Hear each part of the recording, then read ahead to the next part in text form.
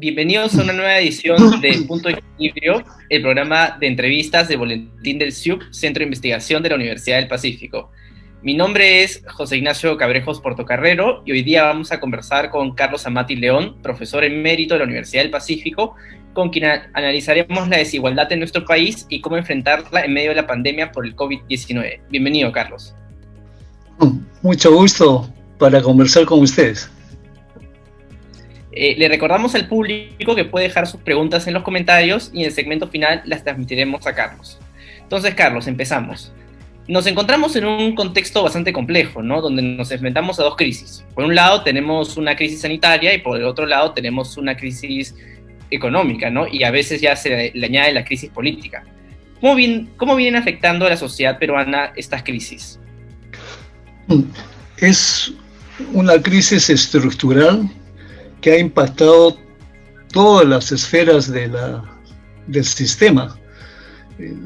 Obviamente la población, los hogares, con pánico de contagiarse, temor a morir, pero también desesperación por la pérdida de empleo y de ingresos. Y el estrés de estar confinado en cuarentena y no poder movilizarse. Y esto está afectando a todos los hogares y población de nuestro país. Lo segundo es que, particularmente focalizando en el sistema salud, hemos visto la herencia de descapitalización del sistema, del subsistema de salud, que no solo es hospitales, sino la organización del sistema del nivel primario, del nivel secundario y del nivel terciario, que es lo más complejo en equipamiento y especialización médica, que es el tercer nivel. Pero el primer nivel,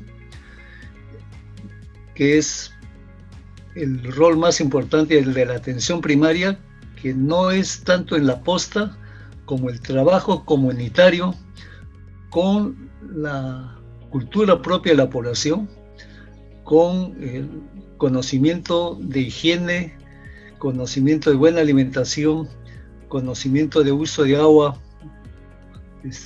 potable, de higiene personal, de cuidado de los enfermos, cultura que todas las sociedades tenemos de lo que es enfermedad y el cómo responder a ella. Y la primera atención es la familia. Y la primera persona que se llama es a la que tiene más respeto por sus conocimientos ancestrales.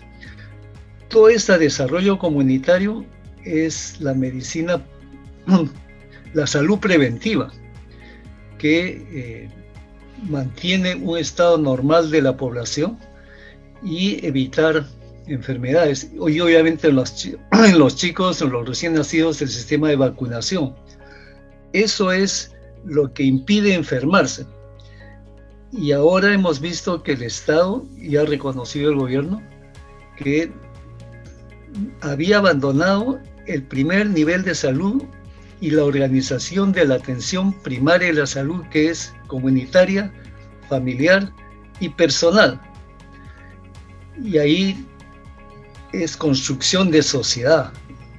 Y eso también le hace al sistema educativo, porque en la primaria, en la secundaria y obviamente en la universidad tendríamos que tener una cultura básica de cuidados personales, de higiene y de primeros auxilios y de relaciones interpersonales como base común cultural de la vida social diaria. Y en los colegios no es cuestión de un curso, sino que en todos los cursos se recree la física, la matemática, la biología y el conocimiento antropológico y ancestral a través de la vida social comunitaria, en las prácticas de salud y en las prácticas de alimentación y de preparación de alimentos, y en las respuestas de atención rápida a la enfermedad, que es la medicina tradicional. Y en nuestro país es riquísimo en plantas medicinales. Tengo un amigo, Fernando Briceño, que él está convencido que el Perú es más que la China, es el que tiene más plantas medicinales y él las maneja. Todo eso es sistema social, que a la hora de tener esta epidemia debimos haber respondido comunitariamente. Y recién ahora estamos viendo que hay que focalizar la acción para identificar quién está contagiado, aislarlo, identificar las personas con las cuales están relacionados y aislarlos y tomar las primeras acciones de medicinas para fortalecer su inmunidad y si se empeoran, trasladarlos y hospitalizarlos y el oxígeno y después la cama, las UCI, las unidades de cuidados intensivos. Entonces, este es un ejemplo que lo más importante, fortalecer la comunidad, es lo más descapitalizado que tenía el sistema de salud, que se llama la atención primaria de salud, que a los 3 meses de ocurrido el evento en marzo, recién se dice hay que fortalecer, pero eso se fortalece año a año, década a década, no en 3 meses. Tarea, lección para el futuro y tarea urgente de organización del contenido de la educación y el recrear en las aulas, también en las aulas universitarias, estas acciones comunitarias que implican conocimiento y que implican habilidades y actitudes, para que así haya un capital cultural en la sociedad sobre buenas prácticas de salud y alimentarias. Claro, y de recreo y de diseño de viviendas para que estén abiertas, ventiladas y separados los espacios de intimidad. Ven, y eso los arquitectos deberían estar diseñando, y en cada municipio no tienen que tener arquitectos, sino patrones de vivienda, de edificación y de asesoramiento, aún en las barriadas y en las invasiones y en las construcciones que se llama que no tienen material noble. Eso es cultura básica de una sociedad, tarea del municipio, pero que también es aprender matemáticas y a calcular el área y las 3 dimensiones al cubo para ver ventilación y aireación de los espacios y ambientes de vivienda. Y eso 5º de primaria, obviamente 4º y 5º de media.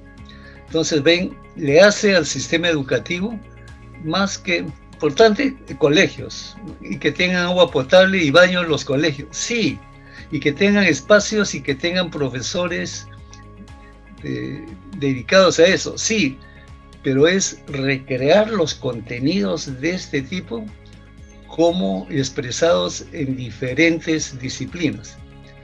Esa es la gran reforma de la educación también. Entonces tenemos el sistema de hogares, la cultura básica que tenemos, cómo nos organizamos en comunidades, en el barrio, en las ciudades, en los caseríos, en el área rural, sociedad, hogares, familias. Pero ¿cuáles son nuestras prácticas de trabajo y de organización laboral? Que es cómo se organizan las empresas, sistema productivo. Y claro, lo otro, como igualmente importante, sí, el otro factor del sistema importantísimo es sociedad se organiza en términos de un eje, es cómo coordinamos los bienes y servicios y su acceso de los bienes y servicios públicos y cómo coordinamos a todas estas partes, y eso es gobernar, y el que gobierna es la representación de los intereses de una nación que se llama el Estado, y el Estado construye sus instituciones justamente para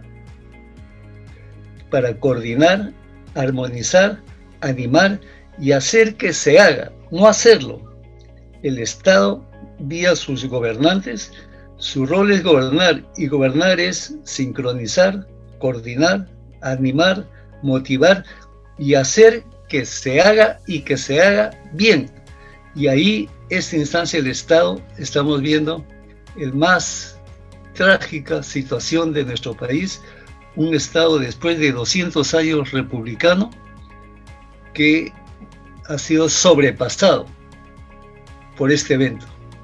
De acuerdo, y justamente, bueno, esta es una tarea histórica, una tarea pendiente de muchísimos gobiernos, y tú tienes un libro, El Perú Nuestro de Cada Día, donde analizas desde un punto de vista histórico los fenómenos sociales, culturales, económicos, para intentar explicar el Perú actual y de su desarrollo, ¿no?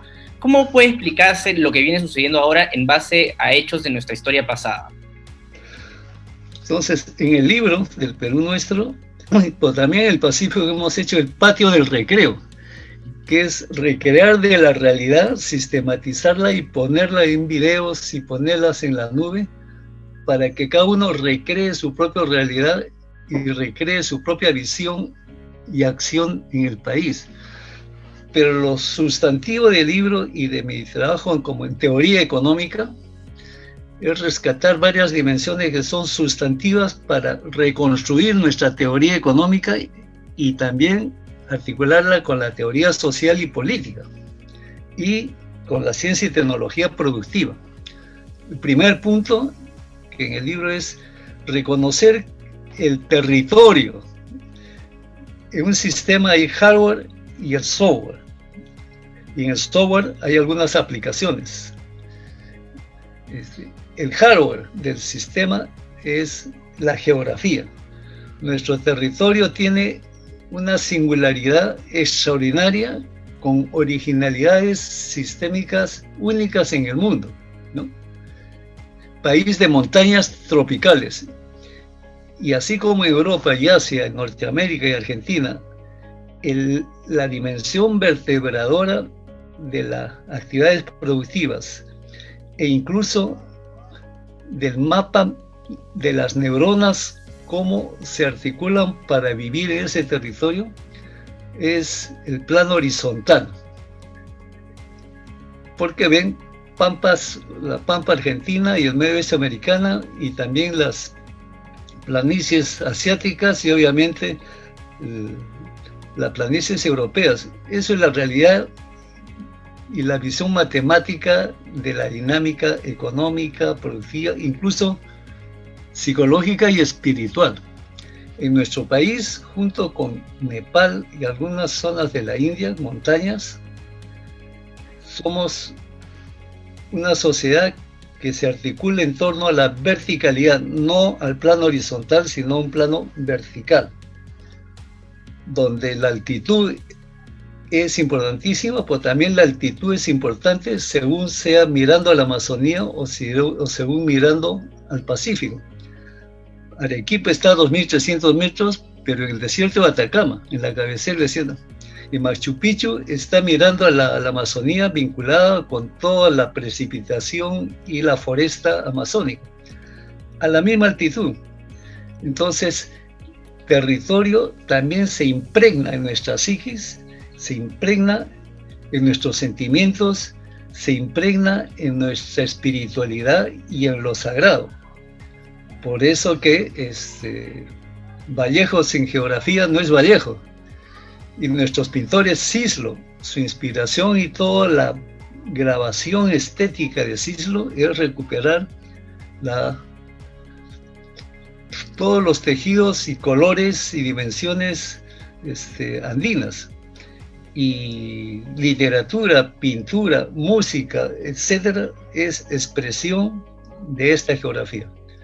Entonces, segundo hecho, además la geografía es la importancia de la construcción cultural de estas sociedades y que en nuestro país tenemos una multiculturalidad como consecuencia de nuestra historia. Vale decir, varias formas de concebir lo que es la vida y la muerte, varias dimensiones de lo que es lo sagrado o lo tribal, o lo que es estéticamente lo bello o lo feo, valoración de lo bueno y de lo malo. Eso es construcción cultural. que se expresa en el lenguaje, también, sobre todo. Entonces, en nuestro país, sociedades agrarias, 14.000 años de las sociedades andinas que son agrarias, porque dependían de su sobrevivencia, de su alimentación, y la alimentación es resultado de su producción agrícola, y las plantas que alimentan a la población dependen su crecimiento del agua y de la temperatura según el tipo de suelo. Y la variación de temperatura y agua depende, que es el clima, depende de la posición del sol y de las estrellas. El ciclo del solsticio del 21 de junio, frío, seco, días cortos y momento para sembrar, preparar terreno y sembrar.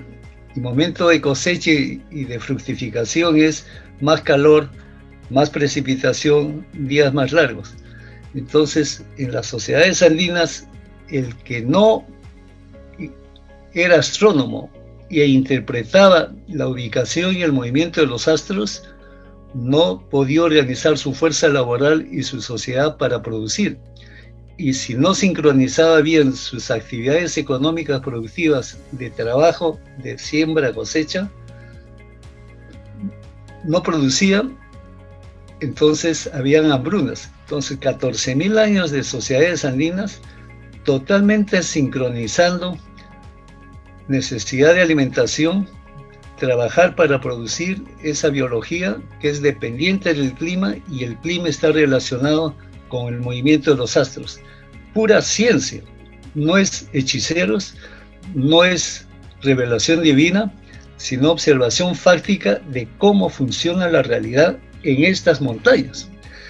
Y en nuestras montañas, el sol y la luna y el clima y los suelos son diferentes por esta verticalidad, con lado húmedo, la Amazonía, y lado seco, el Pacífico, y que la altura es esencial para ver cuánta energía solar captas. Esa complejidad recién estamos viendo cómo funciona. Entonces la economía depende de cómo se organiza la sociedad, y la sociedad se organiza de acuerdo al clima y sus necesidades y sus valoraciones de lo bueno y lo malo. Y en la medida que lo sagrado es importantísimo para trascender tu esencia de alma, tus niveles de conciencia son también observaciones místicas, pero vinculadas a tu territorio.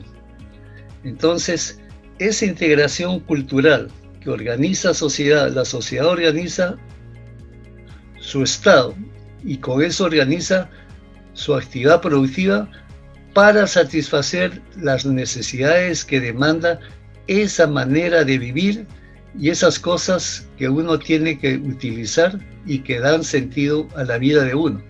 Entonces la teoría económica totalmente es parte sincronizada de organización social, de cultura, de valoración, y el ordenador de todas esas partes es el buen gobierno, que lo hace el que gestione el Estado. Entonces, hacer teoría económica sin estas otras dimensiones, estamos perdidos. Viene la colonia, y en la colonia cambia totalmente la estructura cultural andina de 14.000 años. Vienen con un software, con un chip europeo mediterráneo de plano geométrico horizontal, homogéneo, que no es disperso, no es diverso, y aplican conceptos territoriales de propiedad física con límites y definidos, que se llama e inscritos, que se llama propiedad del stock. En una sociedad andina donde la propiedad es el acceso a recursos de los que hemos hablado. Entonces ya hay un choque perpendicular entre la cultura andina con la cultura mediterránea. Y de ahí, en el mundo mediterráneo, es el individuo, por la tradición judía cristiana, ¿no? el individuo es el centro, y yo estoy de acuerdo con ello y lo vivo, pero en el mundo andino el individuo es parte del brazo dándose la mano con otros individuos, con la naturaleza y con la lluvia y con el sol y las estrellas como una unidad integrada. En el mundo mediterráneo, con inspiración judeo-cristiana, nosotros somos individuos que venimos a explotar por mandato divino los recursos naturales para prosperar. Eso es, Adán y Eva son creados para consumir y explotar los recursos terrenales. Ve entonces el choque de dos culturas, y viene la colonia, y el centro de gravedad es una sociedad teocrática donde la razón de vivir es evitar el infierno e irse al cielo. De ahí que la administración de la vida de uno era portarse bien, que estoy de acuerdo en lo correcto, pero en función del cielo y del infierno. Y el que administra eso es la iglesia. Entonces la teoría económica les mandaba asignar recursos para salvar tu alma, y eso pasa por ir a la iglesia, para lo cual proinversión de la colonia era construir catedrales, iglesias, custodias, altares, y todo el calendario ritual anual de las sociedades era la vida de los santos y el calendario religioso, para salvar el alma y evitar el infierno. Pero viene la república liberal individual, donde el individuo es, y las libertades individuales, entonces tenemos el liberalismo, y eso es la liberación de la independencia contra la colonia española, era la libertad, donde todos somos iguales, con los mismos derechos, y la libertad de circulación, libertad de pensamiento, libertad de movimiento, y libertad de empresa, y de propiedad individual como derecho fundamental, y eso es nuestra Constitución. Entonces, en la colonia se maximizaba cielo y se minimizaba el infierno. En la república, con el esquema liberal, es maximizar el ejercicio de las libertades individuales, pero con una cultura capitalista que es la ganancia, y con una cultura capitalista materialista, consumista, que es maximizar consumo. Entonces, ya no es, antes eran los apus, y por eso que se construían hasta Machu Picchu, que son ciudades astronómicas. Eso era el capital que tenía que construirse en las sociedades andinas para los astrónomos. Carlos, en la colonia, termino con esto, de la colonia eran las catedrales, y hoy día nuestra catedral es el shopping center, que es el ordenador de nuestras vidas. Entonces tiene ahí tres modelos culturales, societales, que organizan la economía y nuestro trabajo en función de tres maneras de valorar la vida. Carlos, muy interesante justamente esto que comentas, y yo quisiera también traer la entrevista hacia la actualidad, ¿no? Y hacia fines de la década pasada, a pesar de toda esta complejidad de territorio, credos, ¿no? que justamente has mencionado, en los últimos 30 años crecimos mucho, ¿no? Éramos teóricamente el milagro regional, incluso en el extranjero se hablaba de un milagro peruano, entre comillas, ¿no? Éramos un país de ingresos medios, se hablaba de entrar a la OCDE, ¿no? Ya íbamos a entrar al famoso club de los países desarrollados.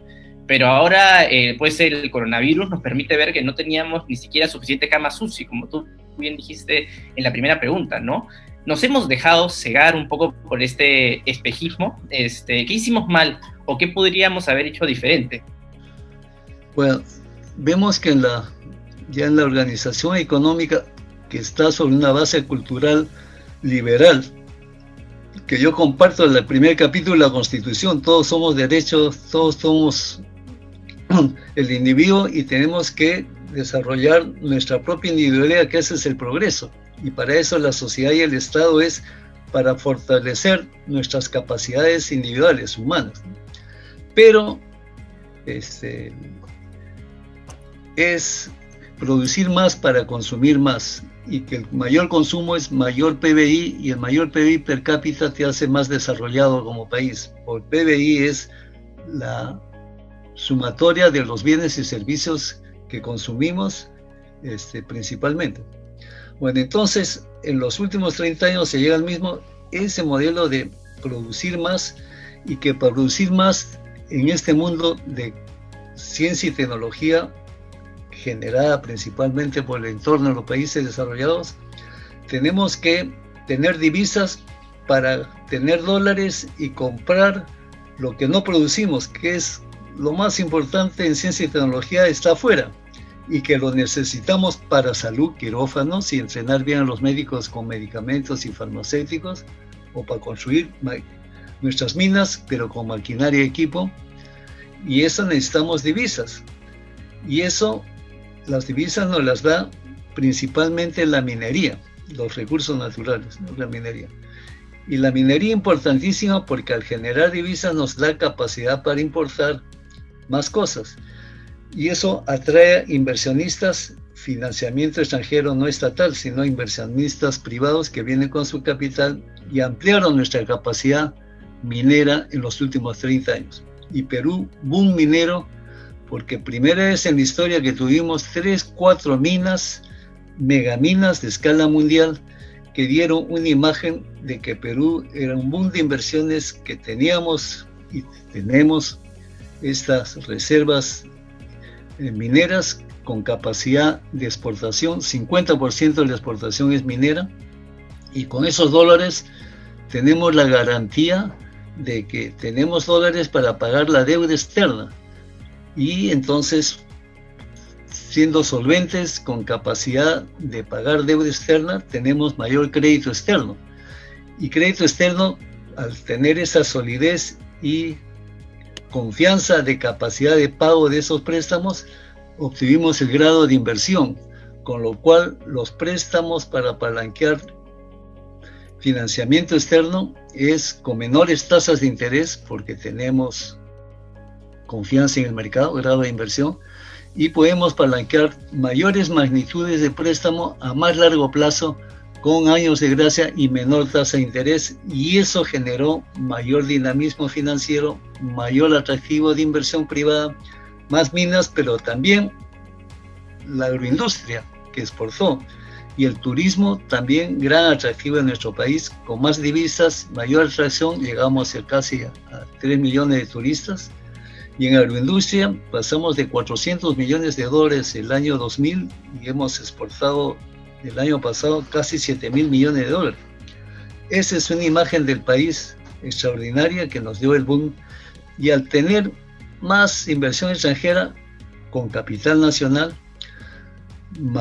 mejor planilla, con mejores sueldos profesionales, mayor empleo profesional, que es para el estrato A, B, algo del C, y eso pues capacidad de gasto por el mayor nivel de ingreso, atractivo para invertir en los centros comerciales, los shopping centers, pero también eso genera el 50% del impuesto de la renta son las mineras.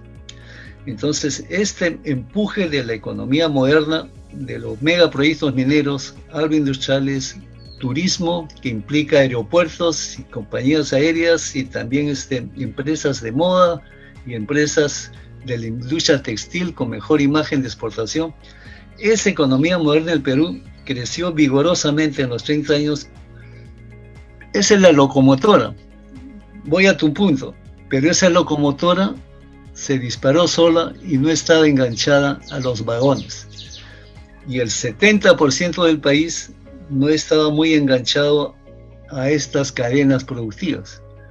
Y de ahí que, recuerdo en abril, Vizcarra reconoció ante el país que el 72% de los trabajadores eran informales.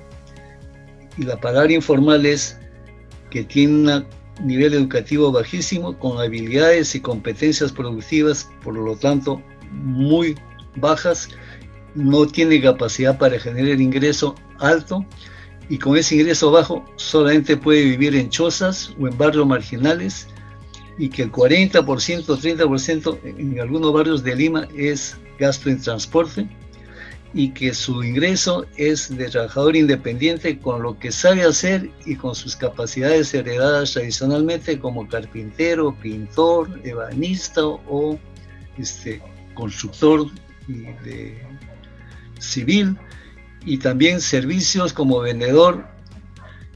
El comercio y servicios de la cadena alimentaria en las ciudades es principalmente, la mitad es la cadena alimentaria, hasta los carretilleros que están en la esquina de nuestras casas ofreciendo verduras y frutas.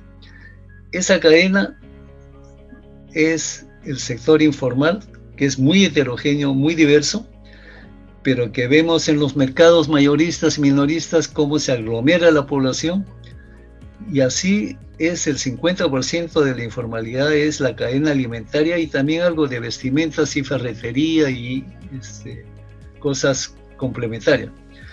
Entonces tenemos un sistema de educación secundaria, que muchos de esos informales tienen ya educación secundaria, pero es para vender polos en el centro de Lima o en Gamarra. Entonces, para eso necesita sumar y restar, no necesita la secundaria, pues tienes un nivel educativo que da esas capacidades y esas habilidades para ser comerciante y servicios muy precarios. Y si tú tienes ese nivel de productividad, no puedes, con ese ingreso que se te va en transporte y se te va en alimentación y algo de vestimenta para la familia, no tienes para pagar impuestos, mucho menos para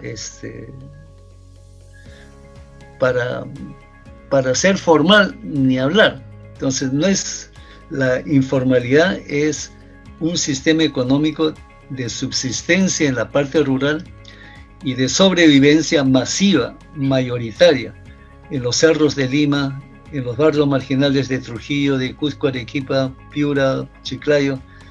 Y ahí el presidente reconoce que el 70% del sistema económico peruano es un sistema de pequeño parcelero en la agricultura, en el campo, y de ambulantes o tricicleros o mototaxistas o pequeños constructores o artesanos, que son los que construyen la ciudad durante 30 o 40 años, desde la invasión hasta material noble de lo que hoy día es el cono norte, cono oeste, cono sur de Lima.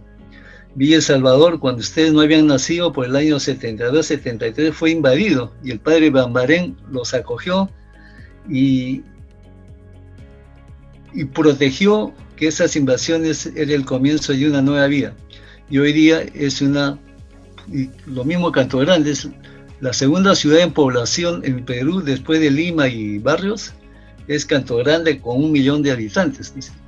Pero así se ha construido la economía peruana, es el crecimiento de estas ciudades de esta manera, donde los migrantes son constructores de ciudades, pero construyendo ladrillo a ladrillo, estera por estera, el camión cisterna de agua, el quedarse en la noche con lumbre de querosene, con ir a trabajar en la combi y regresar en la noche en la combi para alimentarse con lo que pueda tener. Y también llega el triciclero con alimentos. Ese tejido es la economía de subsistencia, de sobrevivencia urbana, que es lo que llamamos la economía informal. Entonces, y Carlos, digamos, panorama de la informalidad, que es un panorama bastante sombrío el que nos pintas, nos hace preguntarnos, ¿no? ¿Qué reformas estructurales consideras que se debieron hacer en su momento para que esto no ocurra, ¿no? Y ¿qué estamos aún a tiempo de hacer, ¿no? Considerando que a raíz de la pandemia del coronavirus vamos a ser un país con bastante menos recursos, ¿no?, que en el pasado. Entonces, le voy a poner un ejemplo de este proceso histórico donde se intensificó, masificó esta trama, esta matriz de relaciones, que no son sectores de agricultura, pesquería, ganadería, industria, construcción, servicios, comercio, finanzas, Estado, como tenemos los economistas, sectorizada la economía, que son adoquines sobrepuestos. No, es una malla de relaciones como la que acabamos de escribir. Entonces hay que verla como matriz de complejidad de relaciones donde están totalmente conectados con el grupo moderno, pero en relaciones muy desiguales, porque su productividad no da para pagar más. Entonces, dado ese hecho y el ejemplo, va transporte metropolitano de Lima.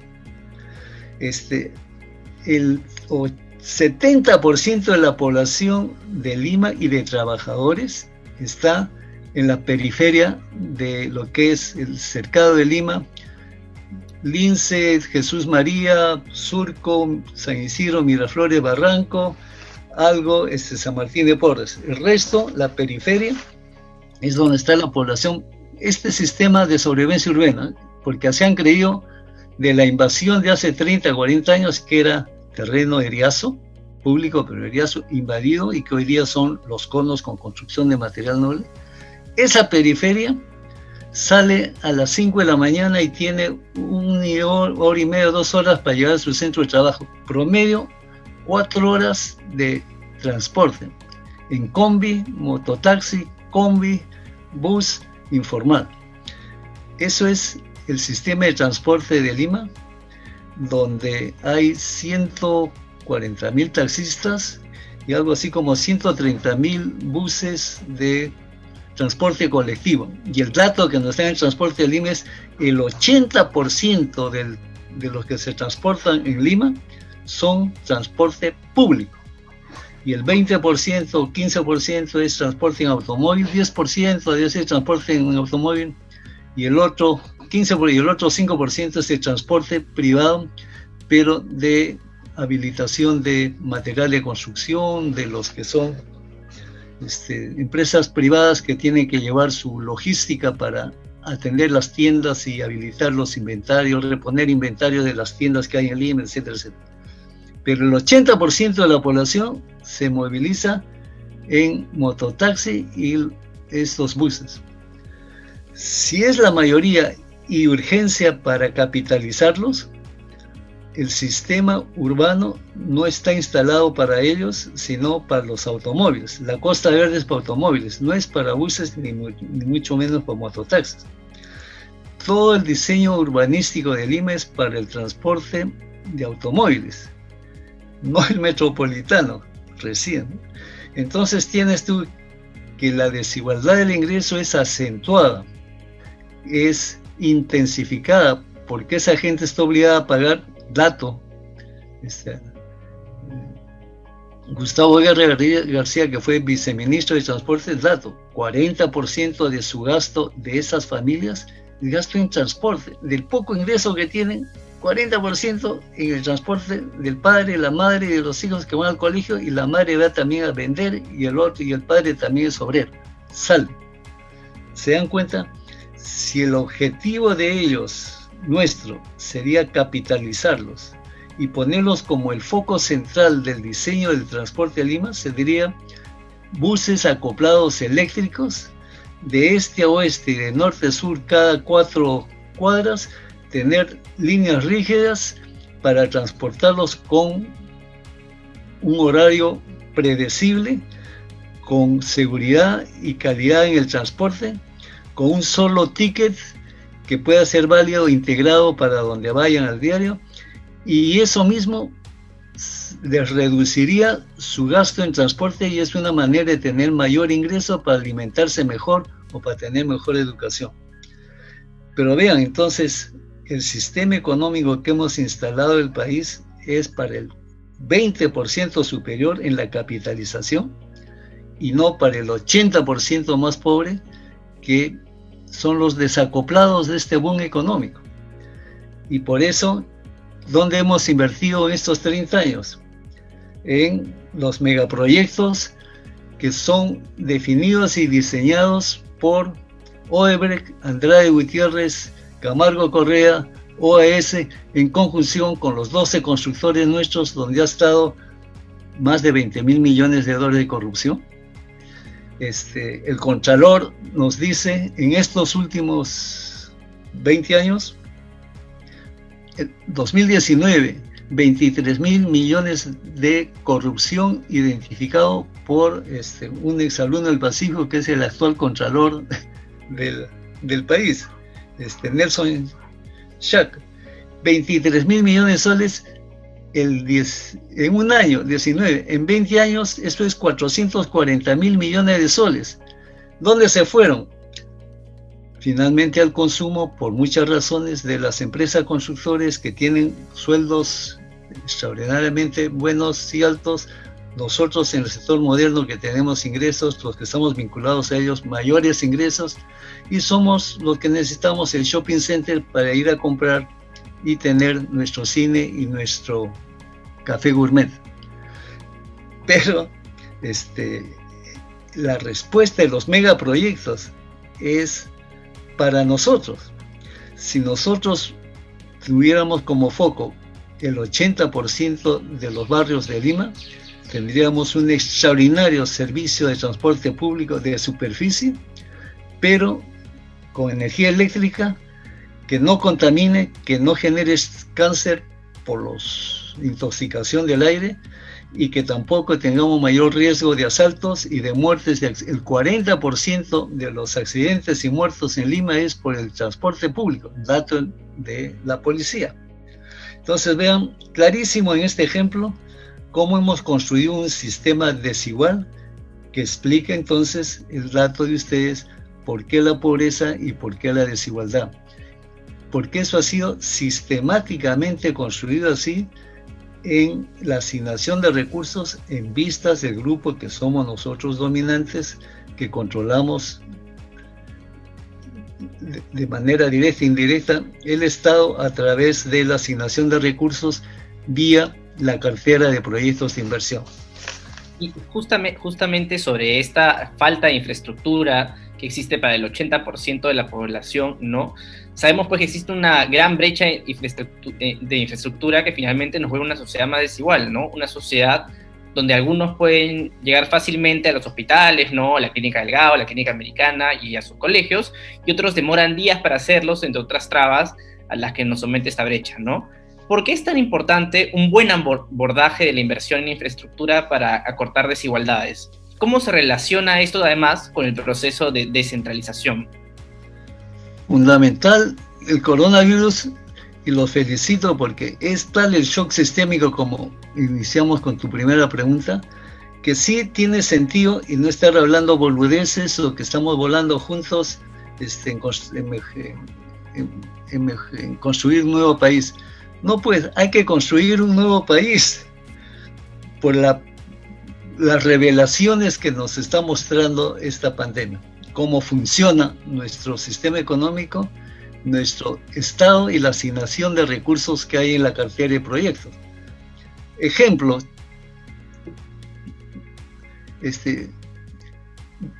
Gasoducto del Sur, 7.300 millones de dólares el Gasoducto del Sur, que es el lío que estamos con Odebrecht, ¿no es cierto? Ahorita, que está, y a propósito, 5 presidentes presos por corrupción.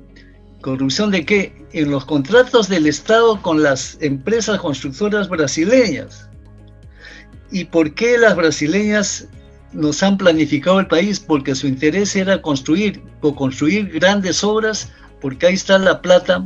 En el estudio no, está en la construcción, en el financiamiento y en la venta de maquinaria y equipo, y la construcción del oleoducto es lo que interesa al Perú, al inversionista extranjero con los constructores de los 12 constructores peruanos.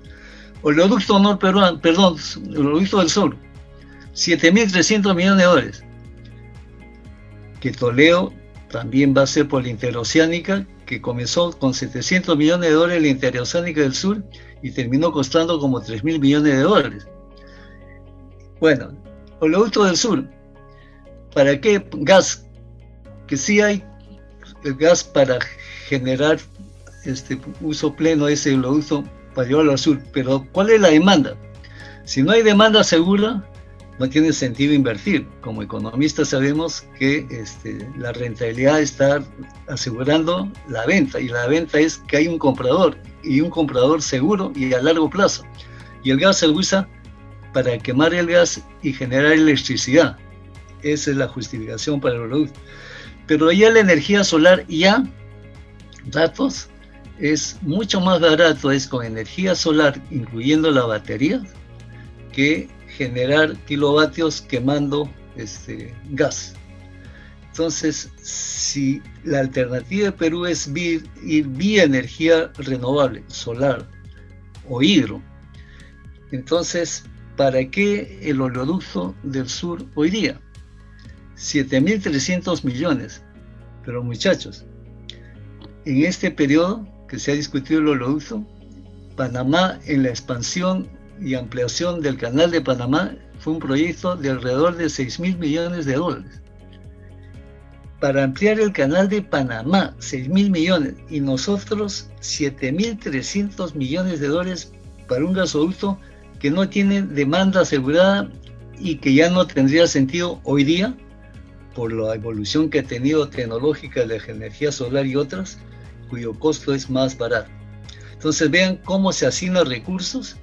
5 presidentes presos en los últimos 5 presidentes de los últimos 30 años, justamente el periodo que tú refieres, desde Fujimori hasta Kuczynski son 30 años, 5 presidentes y todos con problema judicial, uno ya preso y el otro que ya lo traen de Estados Unidos, todos vinculados a contratos con las grandes megaobras de la cartera de inversión, que era la acumulación de capital de nuestro país, de este boom minero y agroindustrial, la plata quemada en esos megaproyectos con relaciones corruptas. Ven dónde está el origen de la desigualdad y de la conflictividad social y de la falta de camas, de balones de oxígeno, de médicos con mascarillas y un equipamiento que los proteja para que no se enfermen y se mueran los médicos atendiendo 24 horas a nuestros enfermos del COVID-19. Clarísima la imagen que tienen del cómo hemos organizado el transporte de Lima, sesgado hacia los intereses, pero principalmente intereses medios, como es los empresarios semimafiosos o informales del transporte urbano de Lima, que son los que les interesa que este sistema persista, y que rebota en los taxistas por el desempleo. El ser taxista es la primera opción de empleo rápido y capitalización siendo taxista, clase media baja, y obviamente los transportistas ya de la barriada, que son los mototaxistas, etc. Entonces, el actual sistema de transporte de Lima está centrado y manejado por la presión política e intereses de un minúsculo grupo, pero hay 7 millones de residentes de Lima que nos transportamos todos los días en ese sistema, pero que está secuestrado y cogido por el interés de un grupo. Y no hay fuerza política, una coalición de la sociedad civil de Lima, que dé fuerza a su gobernante para que imponga un moderno sistema de transporte superficial rígido, con trenes eléctricos, con horarios predecibles y calidad y rapidez, para que no quemar 4 horas de nuestra vida diaria, sino la mitad. Son estimados, a fin, 6.500 millones de dólares el sobrecosto del actual sistema de transporte. Y estamos 20, 30 años discutiendo eso. El hub de Sudamérica es el aeropuerto Jorge Chávez, el hub de Sudamérica, además del Perú. 17 años y todavía no construimos la segunda pista. ¿Por qué? Por trabas burocráticas y cosas, incapacidad y debilidad para expropiar y habilitar los terrenos para que la construyan. Otro ejemplo de reflejo concreto de la debilidad de los que gobiernan el Estado para imponer decisiones en función del bien común de la mayoría. Y así tenemos estas debilidades para poner el proyecto, la cartera de proyectos, para ir a tu respuesta del futuro. 48 proyectos mineros con 58.000 millones de dólares ya para invertir. Y estamos atollados por debilidad de no poder organizar un consenso y decir si se hace bajo estas condiciones, que se respete el medio ambiente y calidad de vida a la región donde están estas minas. Pero tía María, 10 años parado. El proyecto Maje Sihuas 2, 10 años parado. La expansión de Chaimochi, tercera etapa, parado por el negocio y judicializado por el problema de Odebrecht. Entonces vean, muchachos, ¿dónde estamos atollados? Tenemos 48 proyectos mineros que son 58.000 millones de dólares en la inversión, pero como economistas el punto es multipliquen por 10 esos 58.000 millones de inversión, porque uno no invierte para sacar el valor de la inversión, sino invierte para generar un valor de producto futuro a 20 años, que es el valor agregado que paga planillas, que paga independientes, que paga utilidades, que paga el impuesto directo y paga intereses. Ese valor agregado para los próximos 20 años o 30 es 500.000 millones de dólares lo que está en juego, atollados, incapaces de movilizar esa cartera. Lo mismo con los 9 proyectos de irrigación que tenemos en la costa. El ejemplo es Maje Sihuas y Chaimoche, ya para entrar expansión en frontera agrícola y exportación y generar estas divisas. Si ponemos en moción esta cartera de proyectos mineros, más los de irrigación, más un programa masivo de forestación, más mejorar la calidad de la pesquería, palanqueamos en el mercado internacional financiero préstamos para salir adelante después de este coronavirus que nos ha costado como más o menos 83.000 millones de dólares, lo que nos está costando en estos 5 meses el costo de la pandemia, el costo público. Eso es más o menos 282.000 millones de soles con los tratos que da nuestra querida y excelente ministra de Economía que tenemos, exalumna de la universidad. Pero sí, pues lo que ha hecho ella tendría que hacerse. Había que responder para financiar hospitales y médicos y expandir las capacidades de camas, y había que habilitar a las familias con los bonos, y había que dar crédito a largo plazo de bajo interés a las empresas para que la cadena de pagos no se suspenda y no haya un colapso del sistema económico. Lo ha hecho muy bien, había que hacerlo, y hemos tenido que meter 282.000 millones, 83.000 millones de dólares. Hemos quemado nuestros ahorros de esa chanchita, de ese boom de los últimos 30 años, los estamos quemando en un año. Había que hacerlo, nos tocó, sí, pues, y además se ahorra para estas circunstancias. Pero para el futuro hay que sacar nuestro país adelante, un gran salto cualitativo. Y ahí están nuestros motores: minería, agroindustria, pesquería, forestación, y de aquí a 1 año o 2 años un turismo cultural, educativo, de excelencia, con gran pegada en el mundo, reconocido por el mundo, para poner 3, 5, 7 millones de turistas. De aquí a partir de 1 año, 2 años. Con eso palanqueamos mayor crédito internacional con mejor grado de inversión. Y con eso podemos financiar un vigoroso cartera de inversiones para cada centro poblado de las 23.174 microcuencas que tenemos en el Perú, con su red de centros poblados, para tener pueblos de primera calidad en servicios de educación, de salud y educación con contenidos que los ponga de lo local en lo global.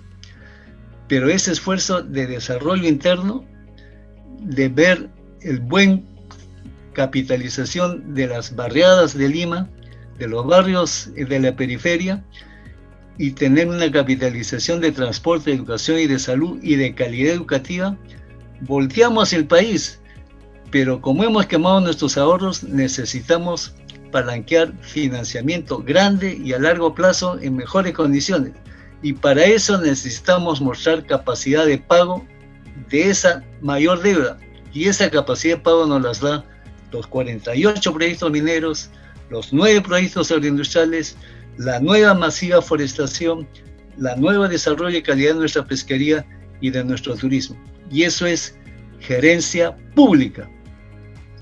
Pero con el gobernador de Arequipa, que está pidiéndole en cartas a Putin que le privilegio con la vacuna, y que dice que comamos llamas para mejorar nuestra autoestima y también nuestra capacidad de respuesta, estamos fregados. Sí. Fíjense, chicos. Eso del gobernador de Arequipa es casi cómico. Más bien, Carlos, quisiera regresar al modelo comunitario que tú propones que has mencionado ya y que propones en un reciente artículo tuyo, ¿no? Este modelo que está basado en la solidaridad y la reciprocidad. ¿Cómo puede este modelo acortar las brechas existentes y cuáles son los temas estratégicos que deben ser tomados en cuenta para que este modelo sea próspero, ¿no? Y que nos ayude a hacerle frente, pues, a esta crisis y a la desigualdad?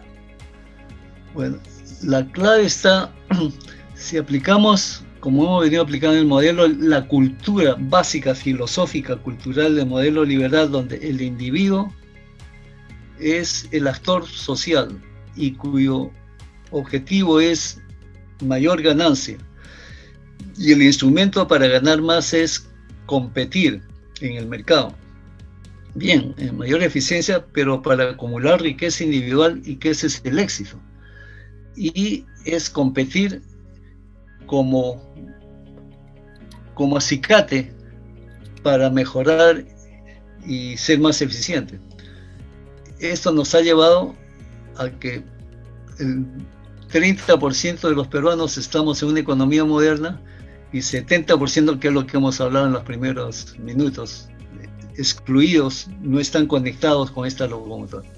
Entonces ahora vemos que clamamos todos, y de derecha a de izquierda, conservadores y liberales, trabajemos juntos los peruanos. La unidad claman todos los partidos políticos y se le llama al Congreso y a todos los partidos unidad como un solo Perú, y en base a trabajar juntos solidariamente. Está cantado en todas las consejeros políticos y religiosos y también programáticos, que hay que ser solidarios. Como ejemplo, los médicos y enfermeras y técnicos de la salud que arriesgan su vida no por más sueldo, sino por su voluntad de servicio. Y eso es ser solidarios. Y que decimos a las Fuerzas Armadas, y que los hemos aplaudido en las noches, porque nos están defendiendo. No es una Fuerza Armada que atemoriza y violenta a la sociedad. Todo lo contrario, es una Fuerza Armada amiga que protege. ¿Y por qué? Entonces es un servicio público, y esos militares y policías, gran corazón, solidarios, que el honor es su divisa. ¿Y cuál es el honor? De servir a la patria. Esos valores son los valores solidarios en los cuales se hace un tejido social donde todos comenzamos a ser más eficientes, reducimos la conflictividad, reducimos los costos de juicios, los costos de pleitos. 17 años de pleitos judiciales para construir el aeropuerto. Si nos ponemos de acuerdo en una actitud que el bien común es lo que prevalece sobre los apetitos individuales, por más justificados que sean individualmente, pero como conjunto hay que hacer una organización que sea lo mejor para el bien común. Ese es un cambio de valores. O maximizo utilidades individuales para consumir bienes y servicios materiales, o nos juntamos y organizamos y trabajamos y ampliamos nuestro conocimiento, nuestra productividad, nuestra emocionalidad y nuestro fervor en función de las cosas que tenemos que producir para todos con mayor eficiencia. Y como la gente es muy pobre y tiene pocos ingresos, tenemos que llegar con altísima eficiencia para que los servicios de educación, salud, seguridad, transporte sean de lo más eficientes, para que tengan altísima productividad, en consecuencia costos unitarios muy bajos, que sí se pueda llegar con tarifas y precios también muy bajos. El ejemplo es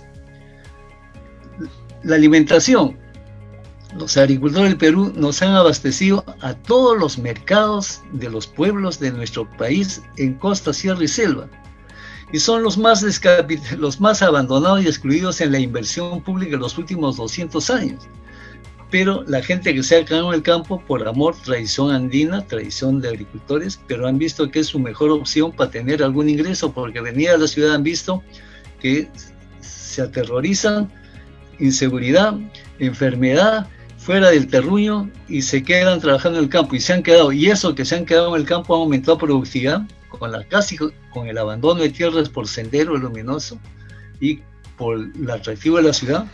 Los que se han quedado en el campo, pequeña agricultura familiar, nos han alimentado, pero con una productividad no muy buena, y por eso sus niveles de ingresos no son altos, pero para ellos son mejores que venir a la pobreza urbana. Por eso se han quedado trabajando en la chacra. Entonces, si nosotros apoyamos a estas familias de agricultores, generamos un tejido productivo de mayor productividad, que lo hay, y gran capacidad para hacerlo, van a tener más ingresos para vivir en centros poblados con mejor calidad de servicios educativos y salud, mejores razones para quedarse a vivir en esos centros poblados. Y si además masificamos un turismo educativo, cultural, internacional y nacional, generamos ingresos en el interior del país, para lo cual hay que capitalizar en mejores carreteras vecinales, en mejores servicios de seguridad y de comunicación, para que tengan internet 24 horas al día, pero también agua y desagüe 24 horas al día. Con eso centramos nuestro desarrollo en potenciar el interior de nuestro país. Pero como les digo, para eso hay que meter plata, va a haber, si tenemos este diseño financiero que he hablado, pero es gerencia pública a nivel local. Entonces la primera decisión es los gobernantes regionales a su casa, porque ellos mismos, vean, ejemplo, que ellos mismos han dado un paso al costado, cuando han tenido que dar la cara y liderar y fortalecer sus comunidades para tener el reparto de canastas y de los bonos de familiares. Eso es el rol del gobernador regional y del gobernador local, pero todos llaman a los ministros, y se ha asignado un ministro por región para que vayan y dirijan la respuesta a la crisis sanitaria. Y se ha tenido que hacer un comando nacional de sanidad, porque no funcionan el liderazgo de los gobernantes regionales. Entonces, punto de reflexión: otro sistema de decisión y de gestión pública de servicios tipo Senati, que es con una ley con fondos canon de los industriales, para que Senati, desde el año 1959, casi 70 años, no está en ningún ministerio y funciona con gran prestigio internacional y descentralizado, y nadie le ha reclamado corrupción a Senati. Y es plata pública porque es 5% del impuesto a la renta que pagan los industriales, que no va al fisco, sino va a Senati. Entonces, esa reforma del Estado pasa por unidades de gestión pública a nivel local, regional, pero con autonomía de gestión técnica, administrativa, financiera y contraloría acompañada en esta cartera de proyectos. Pero si no reclutamos a nuestros mejores muchachos profesionales que hagan el staff de estos grupos de ejecutores locales, que vayan a trabajar 2 años, seguro, con visión de profesionalizarse en los próximos 20, 30 años, con becas para sus maestrías. Entonces hay que reequipar en capital humano. Los gobiernos locales y gobiernos regionales se transforman en centros de decisión de cartera y proyectos públicos. Ese es cambio de Estado, vale decir, de gobernanza del país, vale decir, de gestión y ejecución de la cartera de proyectos sociales, salud, educación, seguridad, justicia, y de cartera de proyectos económicos, que es carreteras, energía, sistema hídrico, sistema de transporte público, sistema de comunicación con banda ancha y G5 de comunicación a futuro, y tener una educación de altísima calidad. Los colegios de rendimiento, de alto rendimiento, deben ser los 64.000 colegios de nuestro país, deben ser de alto rendimiento y calidad educativa, con contenidos como los que ustedes están produciendo, que eso sea colgado para que cualquier maestro de cualquier punta del cerro de nuestro país lo pueda bajar y recrear estas discusiones con sus alumnos de quinto de primaria y de quinto de media y de quinto de universidad. Entonces, eso es posible hacerlo, podemos financiarlo. La condición es que si no tenemos esta cartera de inversión minera, agroindustrial, de forestación, no tenemos esos dólares, gastar en estos proyectos de potenciar el interior del país, se nos dispara una hiperinflación que nos derrota a todos, como fue el caso de Alan García I. Todos los gobiernos y revolución del Perú ha sido por crisis inflacionaria. ¿Por qué? Por el exceso de gasto público, de déficit fiscal. Y que cómo fue esa moneda, ese déficit fiscal cubierto, con la llamada maquinita de emisión del Banco Central, que con ventilador Alan García, pero también fue el gobierno militar, que se le fue la inflación. Y así cayó Belaúnde I, que gastó en carreteras no financiada, la financió con emisión del Banco Central, inflación, cayó. Y José Luis Bustamante Rivero, que ustedes eran cuéntenle sus abuelos, que ¿por qué cayó? Porque metió una inflación, porque no tenía dólares, y al no tener dólares, al gastar en soles, el tipo de cambio se le fue arriba.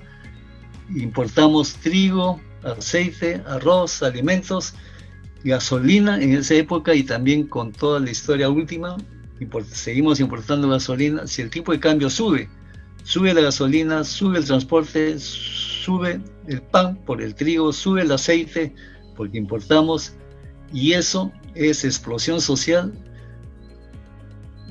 huelgas generales. Así cayó Bustamante, así cayó Belaúnde I, así Morales tuvo que transferir el gobierno a los civiles el año 79. Así Alan García nos voló a la estratosfera con inflación, porque todos tuvieron un déficit cuantioso de 9-10%. Muchachos, hoy día tenemos 10% de déficit fiscal. Y teníamos que tenerlo, porque había que gastar los ahorros y gastar soles todo lo que tenemos. Pero para dar este salto que estamos hablando, necesitamos invertir en el interior del país. Pero necesitamos el respaldo de dólares para tener crecimiento sostenido sin inflación. Y ese es el gran desafío. Pero para eso hay que tener, para ponerlo genérico, de hombres y mujeres, hay que tener riñones bien puestos, dando la cara al país y explicándole que hay que hacer un sacrificio enorme de ajuste fiscal futuro, pero sobre todo movilizar la juventud en dar el staff de la nueva generación que construya estas unidades de gestión pública a nivel local, regional, comunitariamente, con organización de la propia población. Termino. El modelo de tener inversión minera, una gran mina que paga tributos y que con esos tributos hacemos grandes obras públicas que da empleo profesional y utilidades a las empresas modernas del 30% superior, y tenemos un boom ejemplar como los últimos 30 años, pero se quedó ahí. Ese modelo no va, porque hemos visto que no está acoplado ni encadenado al otro 70% del país que ha sido excluido de este bienestar y prosperidad que hemos gozado nosotros. No va. Pero entonces hay que construir con el sector moderno, con este sector moderno, también hay que ampliarlo, modernizarlo más para que sea competitivo en el mundo, pero vinculado en cadenas productivas con la pequeña empresa y la microempresa en cada región. ¿Cómo? Construyendo sistemas productivos para la vivienda, la alimentación, la indumentaria, el transporte, la seguridad, la recreación, que es la canasta de vida en cada pueblecito, produciendo ahí los mismos este sistema productivo, en lo que sean competitivos y con un sistema de comercialización nacional de altísima eficiencia para que todos los pueblos tengan acceso a esa canasta de vida, que la podemos producir en gran proporción nosotros mismos, pero desde adentro.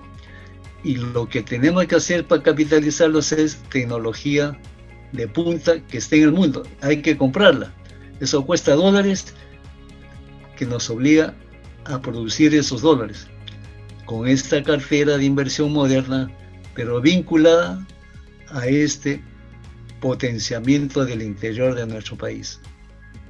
Muchísimas gracias, Carlos, por esta conversación tan amplia y tan interesante que hemos tenido el día de hoy en Punto de Equilibrio. Quisiéramos también agradecerle al público por todos los comentarios que nos han estado enviando. Para conocer más sobre esta conversación, estaremos compartiendo los artículos de Carlos Amati León en la web del CIUP, que es ciup.up.edu.pe, y también ahí podrán encontrar los artículos de más investigadores de nuestro centro de investigación.